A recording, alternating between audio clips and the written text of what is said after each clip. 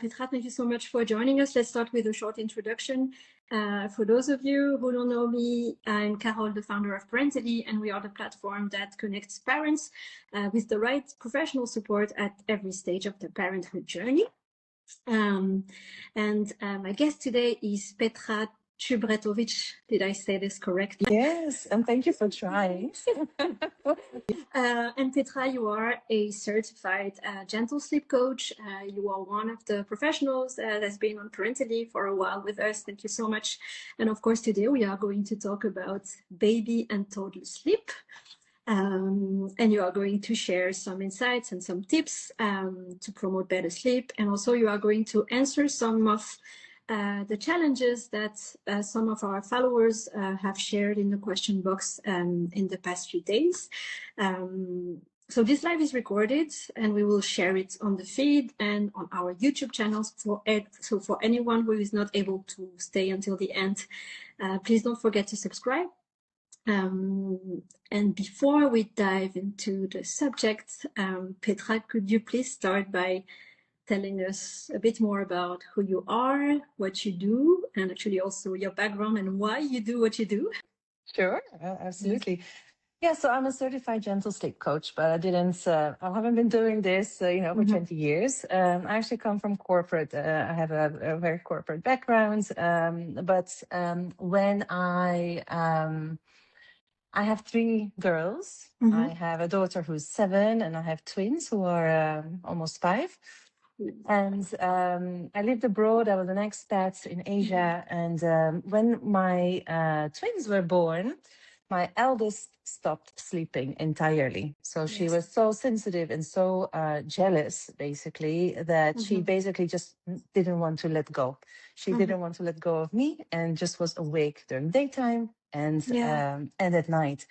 With twins who were prematurely born, that was just really tough. And so I've lived bits. I've lived the sleep deprivation. I thought I knew it all.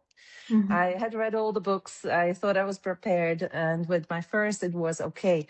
But when she stopped sleeping after a while, I just couldn't basically function anymore. And I noticed this also that my relationship with my eldest was also much more trickier. I was getting upset, and I just basically couldn't deal with any, input myself anymore. So at some point we also actually looked for a sleep coach, and I didn't even know that they existed at that point. But it was basically for us a savior. It was the best investment ever, and we worked with her. I really needed someone who took me through that journey of transformation because I clearly couldn't do it myself. I always thought I could solve all my issues, but this I just couldn't. And so she and I, we worked together, of course, together with my husband as well. And within a few weeks, we just felt so much more confident. We knew better what to do. We had a very gentle approach for me because I couldn't take much stress. But also for my daughter, who was only 2.5 at that point, who was also very stressed. So all in all, it was really a very, very special period to go through these changes, but in a gentle way. And she also took away a lot of my fears of making change happen, because I was afraid that it was going to be dramatic and totally over the top and crying, and I couldn't deal with that because I was just in survival mode. So that planted the seed, and then once we moved back to Europe, I live in the Netherlands now. I didn't go back to work, and I decided to become a sleep coach. So now I help parents who are basically in a similar situation, or maybe not that extreme, to find more peaceful bedtimes, better nights, and I do that in a gentle way. So it's the most gentle approach that you can find, following the kind of like the legacy of Kim West. Thank you so much for sharing this story. And honestly, since launching Parentally, I've heard so many similar stories of parents really struggling with sleep and not really knowing who to turn to. And like you said, like you already had a daughter, but you had never heard of sleep coaching. So I'm really happy that we can dive into this topic today. Before we look at the questions that we received, actually, can we also look a little bit at actually the science behind sleep and why sleep matters so much? Yeah, of course. I mean, we all notice, right? A Yes. night without a good night's sleep has a big impact on us. But imagine if that happens, like for a Yes. few weeks in a row, months in a row, years in a row. So it has a big impact on, our mental and physical well-being. So for us parents, it has a big impact on how we function mentally, physically. It is basically the number one ingredient for our health, and we restore at night. So when we don't restore, we also kind of like drain that battery, and it shows off everywhere, at home, at work, our relationships with ourselves, our relationship with our partner, our children, attachment, and you in day-to-day life, you can see that maybe your patience is less, flexible. Definitely. Yeah, that you explode or cry easier, that you can't be as creative, that you can't remember as well. So that on top of all the hormonal changes that we go through as women, is a big has a huge impact. So good sleep really changes a lot. And you can also see the families who then get better sleep again. They say it's life changing. How I feel now in such a short period of time after having some sleep is also already transformational. So it's really it has a big impact. And on children it has a big impact as well, because sleep also allows them to thrive. And so when they don't get enough sleep, you can also see how they just get a little bit more, or a lot more crying. They are just more they get more tantrums. They can't handle as many day-to-day inputs, so they're more sensitive, and it can also impact their development. It has a I guess that's it must be of course different according to the age of the child, the baby. For a new parent, can you tell us a bit about, if it's possible, what to actually expect at the different ages, maybe from baby to toddler? It's a difficult question. Do you have a day? Well, they all need sleep, of course, in the beginning, sleeping like a baby. Yes, I mean, sleeping like a baby, I see that in the beginning, right? That babies just sleep more than they are awake. Yet also in the beginning, babies really need you. They've been in your tummy for almost 9 months, and they are used to, being held, having co-regulation with you. And so when they are born, they also need that. So that's why independent sleep for a 1 month old baby, that's just not going to happen. So babies usually, like, they need that co-regulation from a parent, and they are also developmentally not ready yet to self-soothe, right? So usually until 5 months old, babies need a parent to soothe themselves or to co-regulate. But it doesn't mean that you cannot start with planting certain seeds or setting the foundations for good sleep, right? Without sleep coaching or sleep training, without letting them cry, but more like changing small things, implementing and trying new things, so they slowly get used to more and more, like distance, or practicing a little bit more, like falling asleep while already being awake and not just being put to bed fully asleep, right? So there's a few things that parents can do. And with time, yes, parents or children, they sleep less and less during the day. They need less naps. In the beginning, they may have 5 or 6 naps, and then 3 naps, and then 15 to 18 months they go to no, sorry, when they are like 7, 8, 9 months and older, they have 3 naps. Then with 15 to 18 months, they go to sorry, I'm brain fog. But with 15 to 18 months, they go to 1 nap, and then later on, they around 2.5 to 3 years old, they drop it. And so, you know, it depends a little bit per child how much they need, but yeah, it's hard to now go through all the stages. But yes, yeah. What about? Thank you, Petra. What about night wakings? Yes. What about it? How does it evolve over time? Like our parents, what should parents expect in terms of night wakings, if there is an answer to that actually? Yes and no. You know, up to 4 or 5 months, night wakings are very usual. You can expect that to still happen. It also depends a little bit on, you know, like that foundation that you can work on.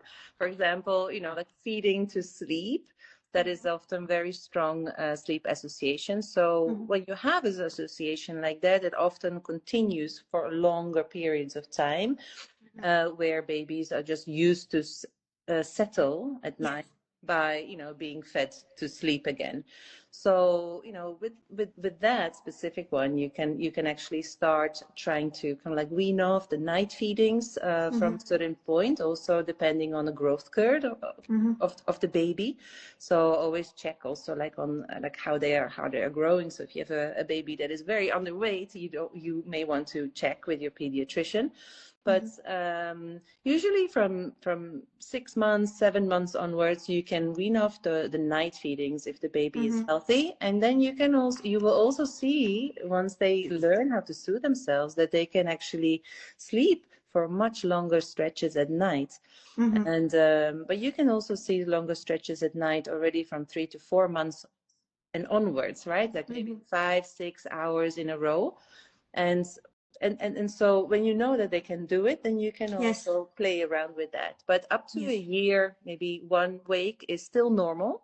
Some children still keep one, and it's okay. But in most cases, I must say, from 7, 8 months, you can absolutely have babies who sleep through the night. And then I just want to mention one thing. There's always this expectation. My baby will sleep from 7 to 7, you know, 7 p.m.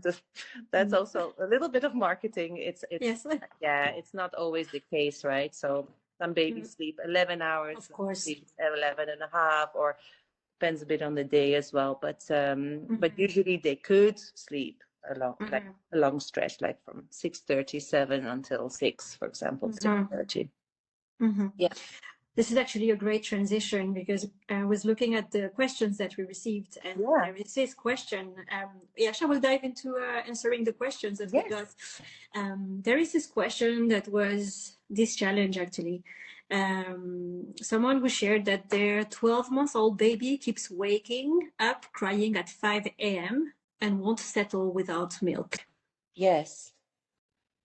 Yeah, I saw that question, which is a great question actually, because it shows usually this shows 2 things. One, that you know, this is a very like usually a sleep association, right? Like the baby wakes up at 5 o'clock in the morning, cannot settle without milk, but then can sleep again for a little bit until 6:30 or 7 or whatsoever. But we also have a body clock, right? That shows like, why is this baby kind of sleeping pretty well throughout the night, but then at 5 wakes up. So early rising usually is caused by a few things. One is kind of like a body clock issue, where, for example, they usually the daytime naps are perhaps not structured well enough. There's too little daytime sleep. There is too late of a bedtime. And that can also mean that the baby, for example, has the last nap until 1 o'clock in the afternoon, and then goes to bed at 6:30 still. That's a too long time to be awake for. So there's overtiredness at bedtime. Yes. And that all causes early rising. And it could also be that perhaps the food intake, the calorie intake, is dispersed differently than ideal. So you can also look at, okay, how much actually is the baby drinking during the day, and can we bring that in towards the day? So we eat during the day and we sleep at night. All right, that's kind of like the credo you want to follow. And so I would here always look at the daytime nap schedule. I would look at the bedtime, bring it forward if you can, 6:30, something like that, and making sure that the baby is not overtired at bedtime. And then the sleep association with the milk, that often starts at bedtime as well. So is this baby also drinking in the bedtime routine, and where? Is the baby falling asleep on the bottle? Then at night, at 5 o'clock in the morning, when the sleep pressure is lowest, they will need something like that again, because they just don't know what to do. So usually these are the things that are in play. Yes, thank you, Petra. Speaking of sleep associations, actually, I'm going to directly dive into the second question, which was how to separate breastfeeding to sleep for 3-year-olds, knowing that sleep and solid intake are going well. Yes, yeah, also great question. This happens a lot.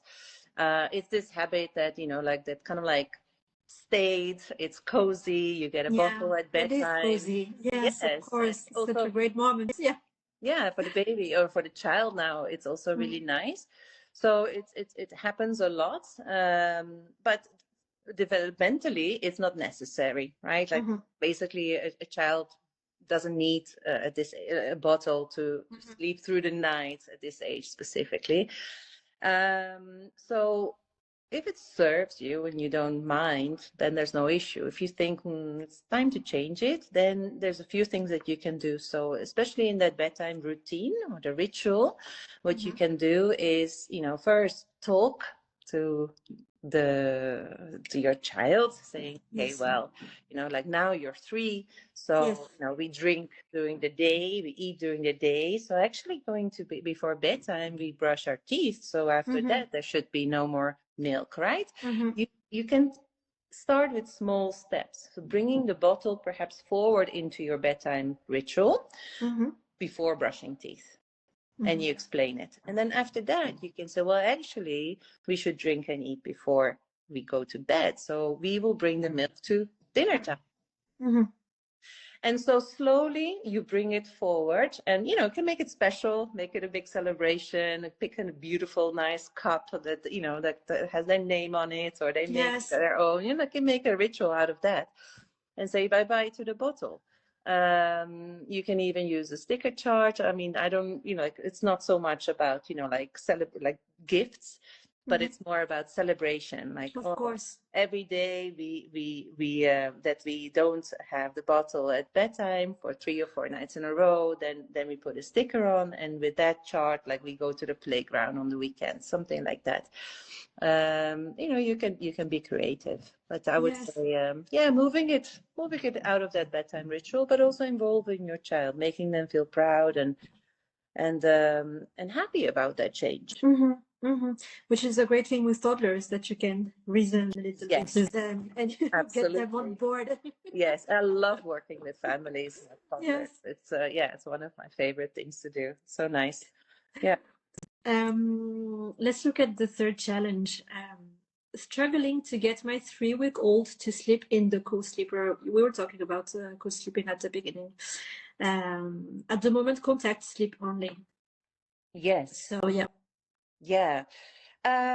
Yeah, well, this is, talking about, like the expectations, right? There's a 3-week-old baby just needs you. So it's very normal that they want to be held and that you want to be holding your baby. There's nothing wrong. You cannot create bad habits at this stage yet. I would say even when it's 2 months old or when 3 months old, it's fine. But you slowly start, practicing with a few things that could help. So, at this age, you can experiment with a variety of different soothing techniques, like rocking a little bit or soothing a little bit, putting your baby in the co-sleeper just a little bit before they are fully asleep. Yes. So practicing with, creating a little bit more space between the moment you put them down.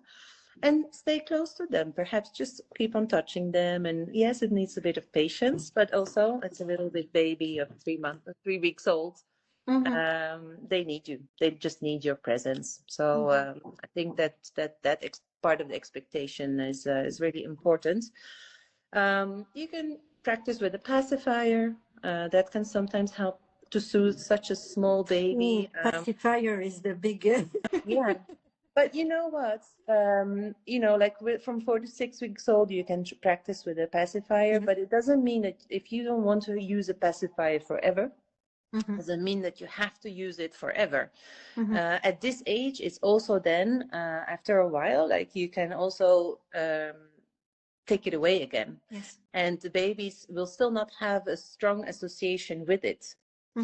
Because they just need the soothing. The sucking is so important that, like you can just basically replace some of the sucking that they usually do on their fingers or their hands or on your breast to soothe themselves to sleep. You can use a pacifier instead. So you kind of like transition toward that.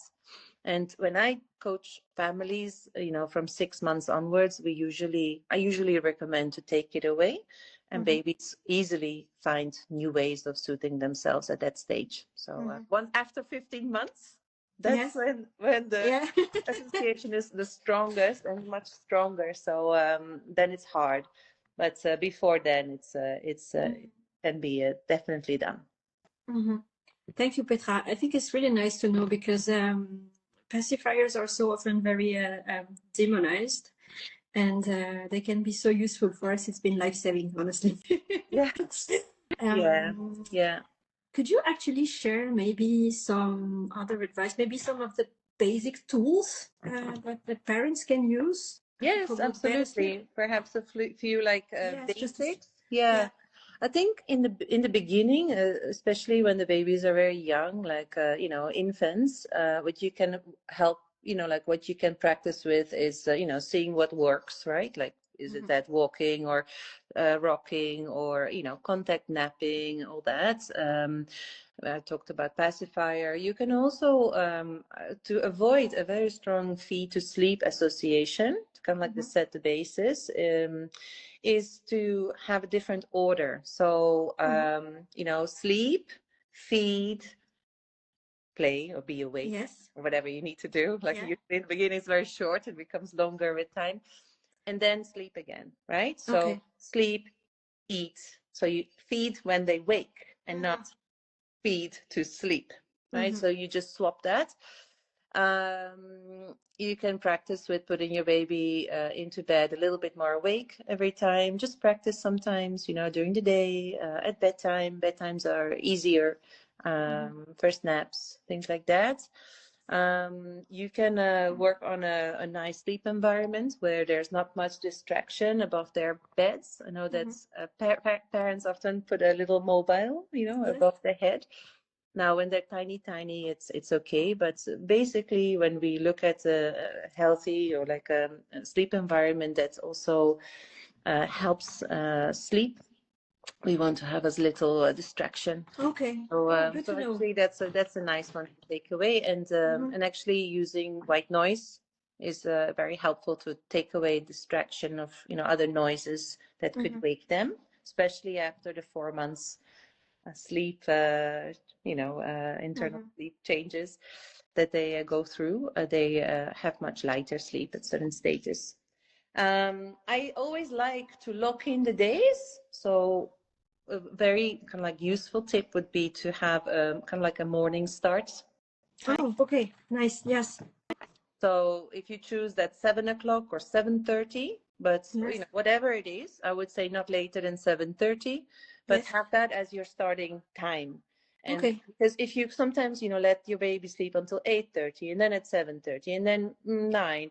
I Okay. know sometimes you're tired in the morning, but Mhm. it's good for a baby to kind of like set their body clocks. And you can start with this once they are 2 or 3 months old and onwards. And you can also, with that, start setting a certain bedtime ritual. Yes.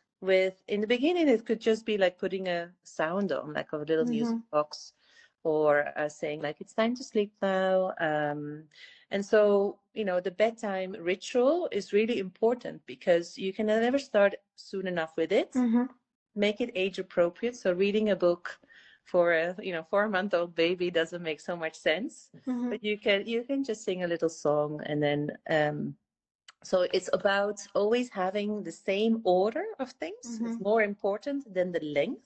Usually a bedtime ritual is maybe 20 minutes, 30 minutes. Doesn't have to be long. You can include a bath or not. It's optional. You don't have to bathe your baby every day. Every day, yeah. The time is more important than the bath. Yeah.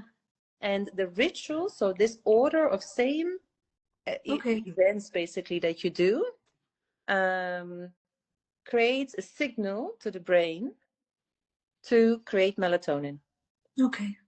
And so when you start with it, and you see that also when I coach the parents, right, to help their children, very shortly, like a week or two after, you see like, oh, wow, when we say it's time to sleep now, they start rubbing their eyes. They know what's happening. So they kind of like already like, oh, now it's time to sleep, and they give in. Yes. So it's really beautiful, like to see how that body actually, how you can train the body, how you can program it. Yeah. Yes, that's what you're saying, and you were using the word learn quite a few times. It's really a learned skill that through consistency and habits, they really learn, which you wouldn't think from an infant or a baby or even a toddler that they could really learn these things. Yeah. But thank you. That's really valuable, and really, I think I hope it will be very helpful for the parents who are listening. What would actually be your advice to parents, for parents who are maybe considering sleep coaching and maybe have some doubts or concerns, or I don't know where to start, or if it's for them? Yeah. Well, like don't be afraid of change, because the change can only be positive. When you dive into the world of sleep, you will not kind of like learn only about like how to teach a baby, right? Like how to learn the skill of falling asleep more independently, or the foundations. You will also learn how to set clear boundaries for yourself, how to be more alert for changes, because your baby, your child, will develop and will always grow. And that also means that sleep is not static, it will change. And so you also will learn how to move with that development, and how to see now things are different. What do I do? And you can actually be proactive instead of reactive. And usually when we are reactive, we go into survival mode, because like, you get overwhelmed and you start doing things that actually cause more sleep associations, or you fall back into older habits, and you in that sense kind of like you also trigger your child to need you more. So I would say don't be afraid. And like whenever you are curious about investing in yourself, in your sleep, in your family, always choose a sleep coach who is certified, who because it's not a protected profession, and anybody could call themselves a sleep coach. So it's very important that you choose one who is certified with a from a prominent sleep coaching background, so a good education there. Also perhaps like part of like you know, a sleep coaching foundation or you know, like association. I am, for example, in the Netherlands, because that also shows quality and that we have sort of ethical values, right, on how we approach sleep coaching. And you know, and have an intake call, see how it feels, see how you feel about it. You can ask all your questions, your doubts, your concerns. And sleep coaching, especially with gentle sleep coaching, we also look at your family values. If you want to keep breastfeeding, that's okay. If you want to room share, that's okay. You know, there are different, every family is different, every baby is different, so we can work with all of that. Actually, I wanted to go back to what you said. For parents who are looking for sleep coaching, it can be a bit not hard, but complicated to decide which method to choose, because there are different methods, right? Yes. You are a gentle sleep coach. What are the specificities of gentle sleep coaching? You mentioned pay attention to the family and their needs and their habits. Can you tell us a bit more about how you work and what you do? Yes, absolutely. Yes, to support parents. Yes. Yeah. So gentle sleep coaching is basically the alternative to the cried out methods. So in the old days, you know, the parents would say, well, it's good for the lungs to let your child cry. I don't know if that's was said in other countries, but in the Netherlands for sure. Then you had the Ferber method, which is the intermittent crying method, where you kind of like go in, leave your baby for a minute, go in, leave your baby for a longer period, and you make bigger stretches. Time. Exactly. So you let your baby cry alone to also kind of like self-soothe. There's a lot of research on why that's not good, especially for small babies. And there's also a lot of research why it's okay.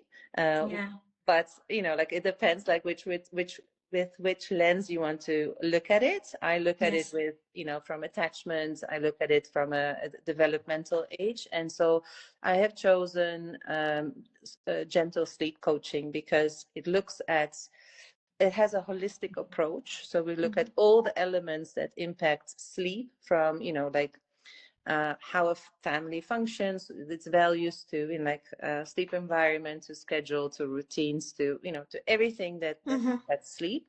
Other sleep coaches will say the same, yet the method that we use is the most gentle that you can use. So it's more parental fading rather than letting your child cry. There will be crying, yet there's a difference between a baby crying because of protest, I don't like the change, or a baby who cannot self-regulate themselves and, you know, like cannot get out of that cry anymore. Well, that's not what we want.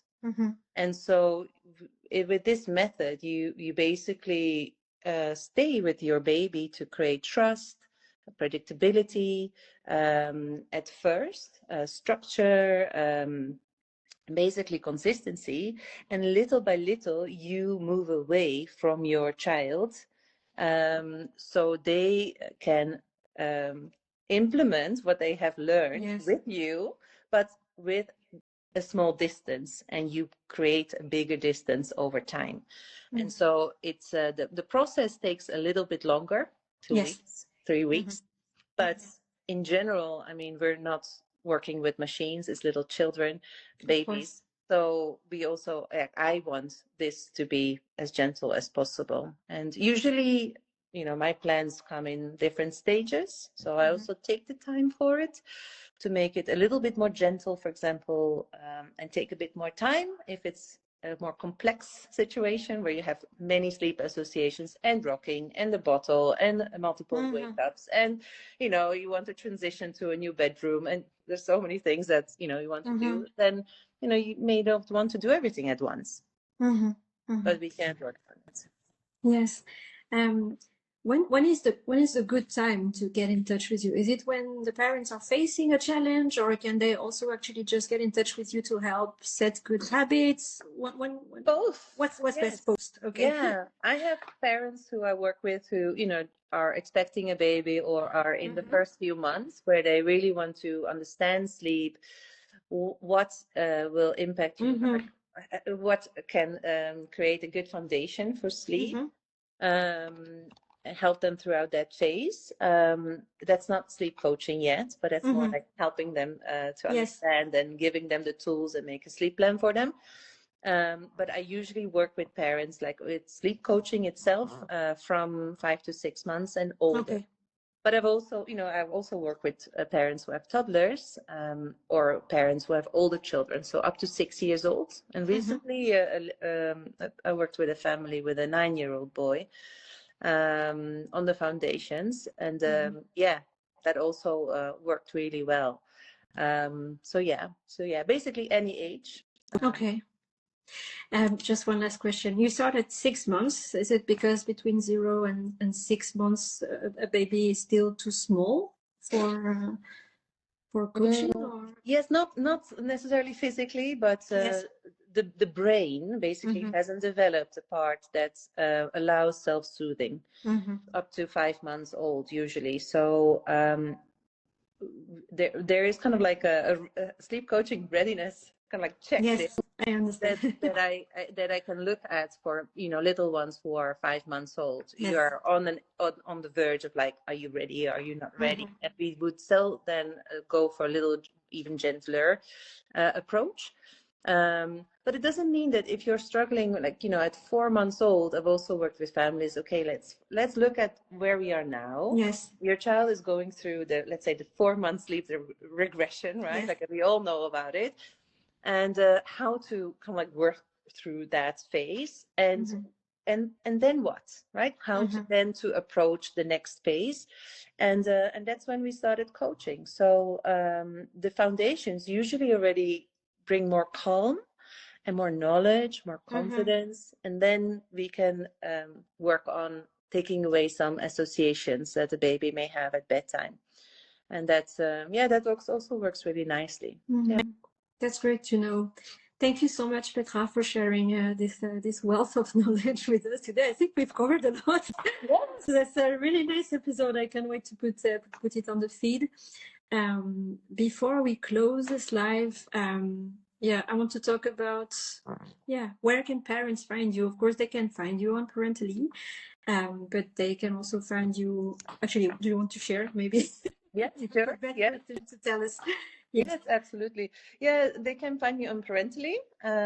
My company is called How About Sleep, because yes, how about sleep, right? We should really look into our sleep. So it's howaboutsleep.com. I work in English and in Dutch.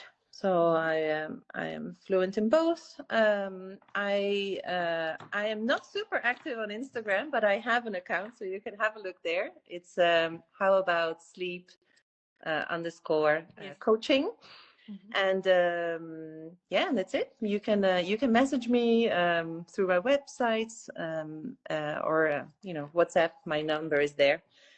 So always happy to answer questions, and you can also book an intake. It's a 30-minute free intake, so just kind of like to get to know each other, to hear what you're struggling with, and and I will then also give my advice on how I think we could approach it, and which program could fit you best. So I think that's the best first step. Get in touch, book a call, and then from then on you can see yes, absolutely, what next step to take. Thank you so much, Petra, for your time and all the great insight and tips that you've provided.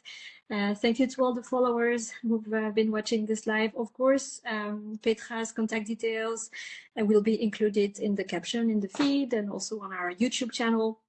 I hope this was a nice session for everyone.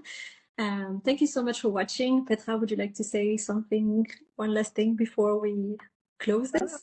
Yes, thank you for joining. It's I think my first live, so I was a little bit nervous. It was great. You did great. But thank you for inviting me. It was a pleasure, and if I can help anyone, just send me a message, and I'll be happy to chat with you. So and remember, there's no weird situations. Everybody has their own story, so it's all good. Yeah, great. Thank you, Petra. Thank you, everyone. Have a beautiful day and see you at the next live session. Goodbye. Right. Bye, Carol. Thank you. Bye, Petra. Bye.